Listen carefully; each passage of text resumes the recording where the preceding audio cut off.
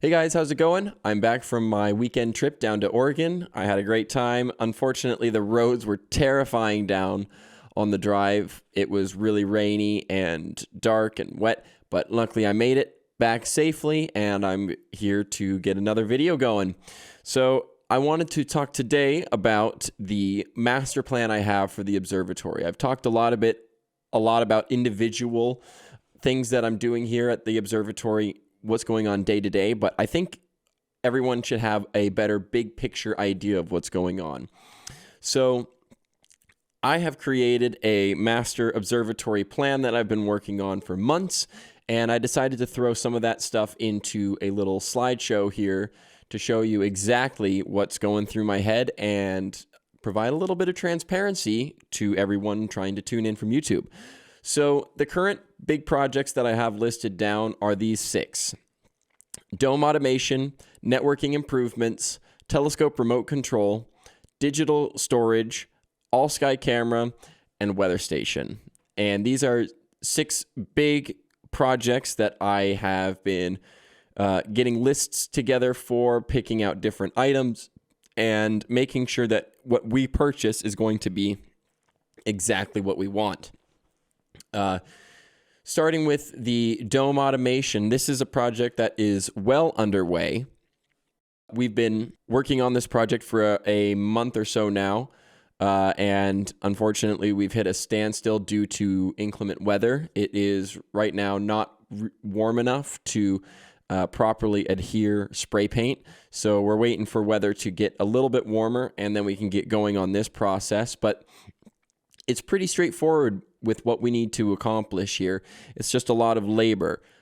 We've painted part of the motor already. We've painted it all white, and then we need to go back and paint half of it black, and we're going to go with stripes. So there's going to be 4 black stripes, 4 white stripes, so that's a resolution of 8 per revolution of the gear that drives the entire dome around. We also need to install the infrared sensor. After that, we've already built the entire bracket and we are ready to go with that. It just needs to be installed and then we're good. And then we're going to install the home sensor. We have to create a mounting bracket for that and then install it, and then the dome will know exactly where home is, where to park it every night. And then from there, we will wire up the control board header, mount the control boards, connect all the cables together, install the software on the computer, calibrate the system, and we should be good to go. The dome will then automate and follow through the telescope throughout the night with different software such as Nina, and it will just report the ASCOM software that we use, which is SciTech, will report the dome location to this software, or sorry, the telescope azimuth to this software, and then it will slew the dome exactly where it needs to go. And it will follow it throughout the night. Next we have to work on is the networking improvements. And this is a big list that we have here. And it's not easy. It goes into 2 different sections. So first things first, we've got the network list. I have put a whole sheet of things together that pertains to every little item that we need to purchase for this networking rack server. It's got computers, it's got networking switches, it's got cables, connectors, the whole 9 yards. That needs to be confirmed with a few people and make sure that we are going exactly in the direction that we want. After that, we need to pick an exact location within the building. I have one room that I think is significantly better than the rest, but there's a couple other locations that are worth considering. I think the best location is here in what is currently the radio room. If we were to move the radios that we have into a different location, we can turn that area, which is the farthest away room in the whole building from all of the rooms that people are going to tend to be in, the planetarium and the control room. This room is on the opposite side of the building of those, so the noise that the server creates would not disturb those. hopefully.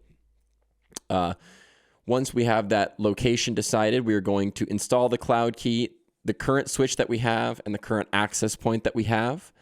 Then we are going to run our first Ethernet cable up to the dome, and then establish a remote connection down to the control room. Once we have this, we're going to take a pause from the networking improvements, but then we're going to get back to it when we are ready. After we've made the rest of the improvements within the dome.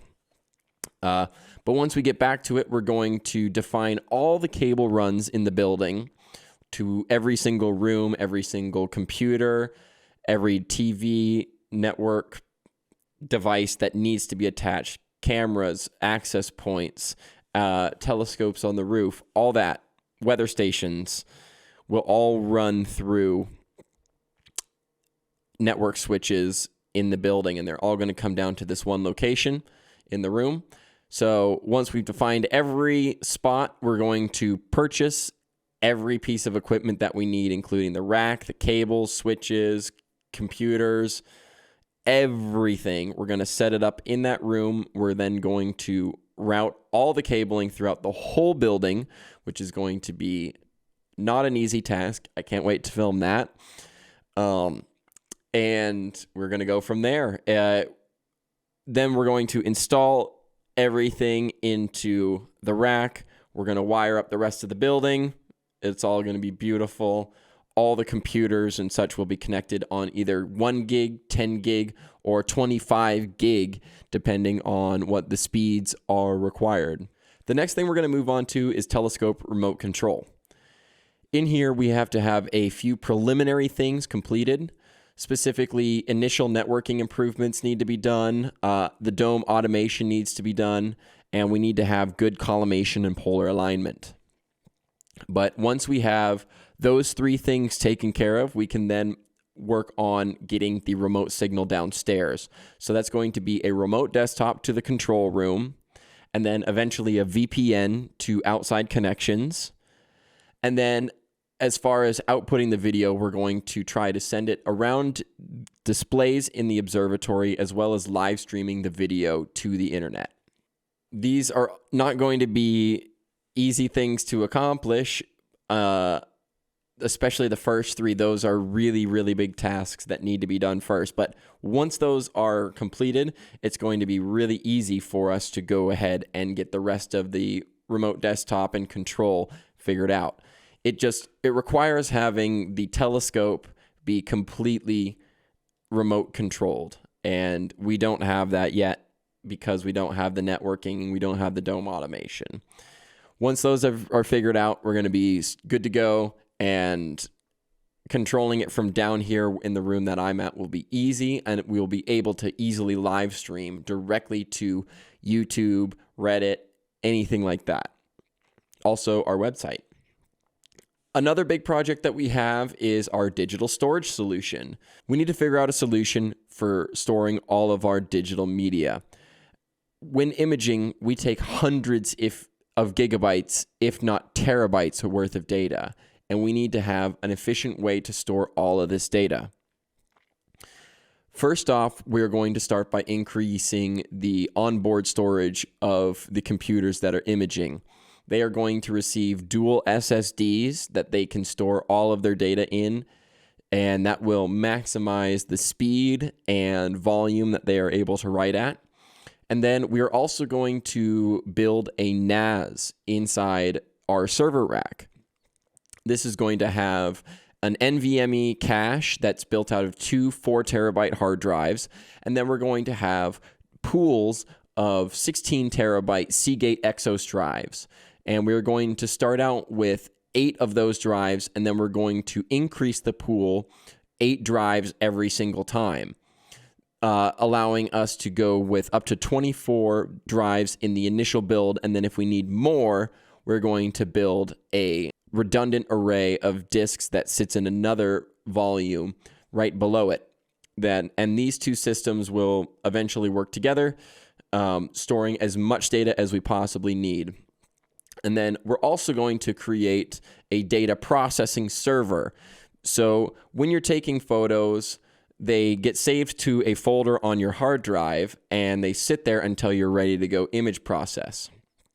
What we'd like to do is cut out the middleman of waiting for these pictures. So we're going to save them onto this M.2 cache and then saving it into this drive pool.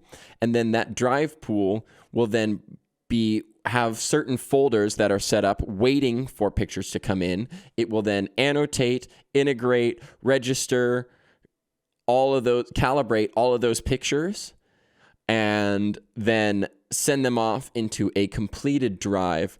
So we don't have to wait around for PixInsight to spend hours processing your image. Will be ready to go right away. And we will set up different automated folders and filters to pick out the best data and know what's good, what's not good. So this is going to take time to calibrate. We're going to spend a lot of time figuring out, where are the sweet spots? What are we going to shoot for? But all of this stuff is going to be integrated and automated. So, we're going to figure out what thresholds are ideal for our telescope. What are its limitations? And then, we're going to take data in from our weather stations and our seeing monitors, and it's going to say, as the sky conditions improve, we're going to look for a certain percentage of the photos that hit this mark, and then we're going to keep those, and then we're going to get rid of the rest, and we're going to just calibrate the best stuff. And this isn't going to be easy. This is another one of these projects that's, high in the sky, but it's going to be something that we can accomplish. It's just going to take time. And we're going to create lots of videos about this along the way. So stay tuned. Next thing we have up is the all-sky camera. Lots of people have different builds out there for all-sky cameras, and I notice a lot of similarities between them. They're using small sensors with low resolution and low pixel size. I would like to change that up somewhat. I would like to switch out the webcam sized cameras that they're using. They're using 290s, 462s, 178s, these smaller sensors. I'm going to use a 533 MC Pro. This is going to allow us to not only get way higher resolution, but then the Peltier cooler on the inside of the system will keep the camera at a specific ambient temperature, and it will also keep the housing warm. So this will allow it to heat up the whole system ambiently and not have to worry about components inside the computer or inside the housing freezing up. Another thing that we're going to do is have a dome heater built in. We're going to have waterproof housing for it. We're going to have mini computer, all sky eye software. It's the whole 9 yards. And then also the lens that we're going to be using is a Mikey 3.5 millimeter f2.8. So it's a pretty fast lens. They make faster ones out there, specifically the Mikey 6.5 millimeter f2. But what this one has the advantage of is that it actually gets a 220 degree field of view and covers a 1-inch sensor with over 100% of the sky, which is just fantastic. So that means, and on a square sensor, so you're getting the perfect picture that you want out of the all-sky camera. You're not going to miss a thing. And so this matches good resolution, heating, cooling, everything we'd want out of a system. And if you were to buy the equivalent system made by Alcor, you'd be looking between $5,000 and $15,000 just for a camera set up similar to this. You'd be getting a higher quality camera probably, but to get anything that has cooling or heating inside the dome is minimum $5,000 from them. It's expensive, and I would love to be able to go that route. Don't get me wrong. Alcor makes some of the best systems out there. All those research-grade observatories use them for a reason. It's because they're the best equipment out there. Simply put, though, we don't have that type of money.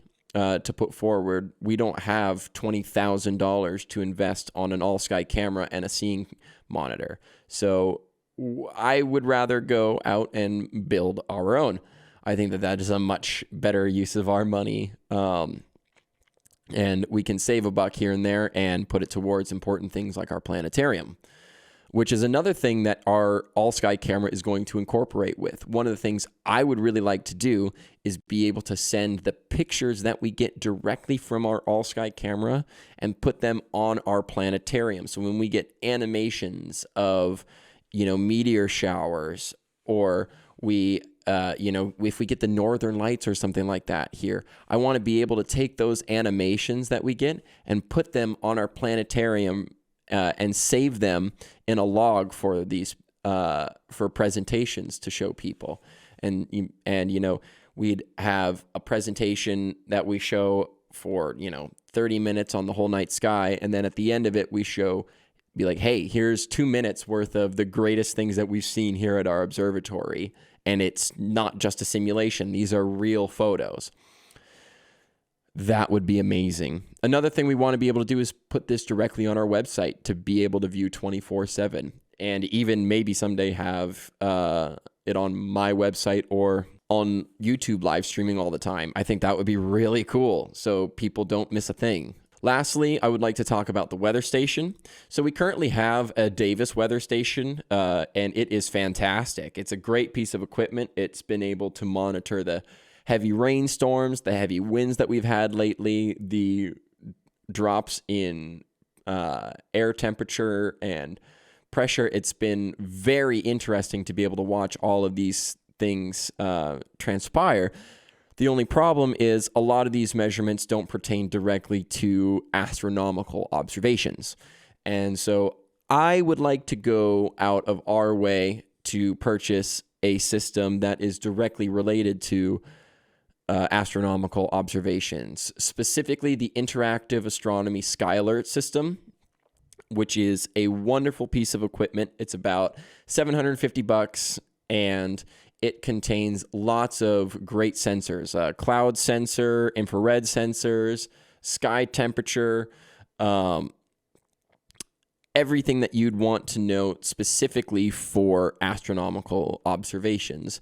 And not only does it provide you these things, but it also sends a specific signal directly to your dome control system in case you need to close your observatory.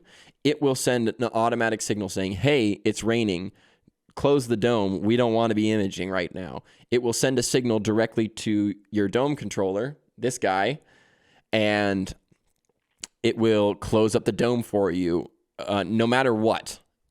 It will take care of this for you. So this is a really helpful piece of equipment to have. It would also combine with our all-sky camera to help produce really accurate results for all of our observations. And we would also like to project all of this data on our website. It would be really great to show all this stuff to people. There's no reason why we don't have it available to others. We just need to get it done. And I think having this information available to people is really valuable, because let's say you are you live here on Bainbridge and let's say you are out of town. Maybe you're from Seattle or somewhere else here in the Pacific Northwest, and you're coming by and you're looking for a good place to go observing. You can go on our website and see, hey, the conditions are good tonight. I think it would be worthy of my time to come out here and see what the telescope's doing. Or you can look at it and say, oh, crap, no, we got a weather situation coming up that's not looking favorable. I think it would be better to do it another night. So all these things should be available to the public soon. It just takes time to get it rolled out.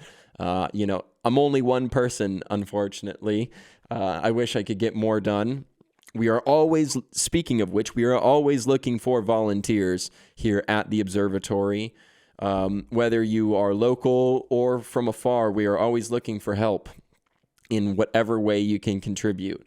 So please feel free to check out our website or join our Discord, because opportunities are out there for people whether you are near or far. But especially if you are local, if you are from the Seattle area, we have lots of members and not a whole lot of activity, unfortunately. And I'm always trying to get people out there. That's the main purpose of these videos, is to hopefully inspire people in my membership to want to act on what we're doing and get involved.